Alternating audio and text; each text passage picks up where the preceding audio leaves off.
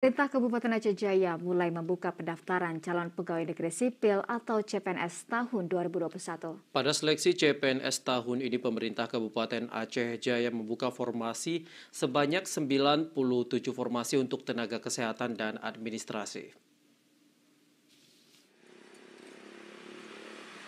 Penerimaan CPNS di pemerintah Kabupaten Aceh Jaya bertujuan untuk mengisi beberapa keperluan tenaga ASN di lingkup Pemkab Aceh Jaya. Kepala BPKSDM Aceh Jaya, Syarif Hidayat menjelaskan, untuk formasi CPNS tahun 2021 sebanyak 97 formasi, terdiri dari 79 formasi tenaga kesehatan dan 20 tenaga administrasi.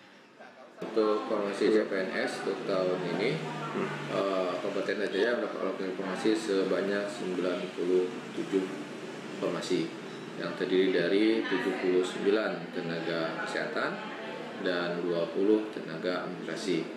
Dan mulai hari ini, peserta CPNS sudah mulai mendaftar di masing-masing jabatan formasi yang sudah ada. Baik Pak, sejak daftarnya bagaimana Pak? Melalui situs SSCN Go.id, SSCN BKN Go.id. Selain itu, pemerintah Aceh Jaya di tahun ini juga membuka calon pegawai pemerintah dengan perjanjian kerja atau P3K bagi tenaga pendidik sebanyak 338 formasi.